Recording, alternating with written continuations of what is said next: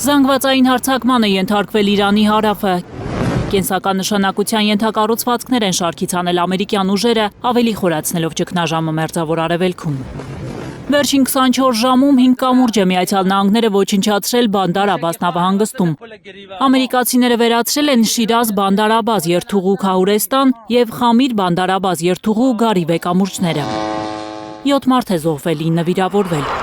Հարվածի տակ է հայտնվել նաև Բանդար Աբասի երկաթուղային կայարանը, որտեղ եւս 2 մարդ է տուժել։ Լուսադեմից փակ է Բանդար Աբաս Խամիր լարճանապարհը։ Իրանական լրատվամիջոցները գրում են, որ դրա պատճառով մասամբ մեկուսացել է նավահանգստային Բանդար Աբաս քաղաքը։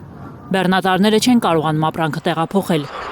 Ռազմական գործողությունները շարունակվելու են, հպարտությամբ հայտարարել է Դոնալդ Թրամփը։ Մենք ունենք աշխարհի ամենաուժեղ եւ հզոր բանակը։ Ես այն ստեղծել եմ իմ առաջին ժամկետի ընթացքում եւ ցավոք հիմա մենք ստիպված ենք օգտագործել այն։ Մենք հաղթել ենք Վենեսուելայում, որն այժմ մեծ հետ համագործակցում է միլիոնավոր բարել նավթ արդյունահանելու հարցում։ Մենք նաեւ մեծ առաջընթաց ենք գրանցում Իրանում եւ դուք շատ շուտով կտեսնեք այդ աշխատանքի պտուղները։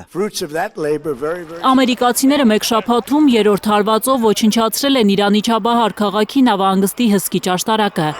Չաբահարը Իրանի ռազմավարական դարպասը դեպի Օմանից մեծ նշանակություն ունի Հնդկաստանի, Աֆղանստանի եւ Կենտրոնական Ասիայի հետ կապի համար։ Մասնագետները կարծում են, հարձակման հետևանքով կարող է խաթարվել նավարկությունը։ Որպես պատասխան, Իսլամական հեղափոխության պահապանների կորպուսը հարվածել է Պարսից ծոցի ամերիկյան բազաներին, օդ է հանել Սիրիայի Ալ-Թանֆ շրջանում ամերիկյան հատուկ գործողությունների կառավարման կենտրոնը։ Ռադիոտեղորոշիչ համակարգ եւ մի քանի ուղղաթիռ են ոչնչացրել։ Այս կադրերը Քուվեյթից են, ամերիկյան բազաներին են հարվածում իրանցիները։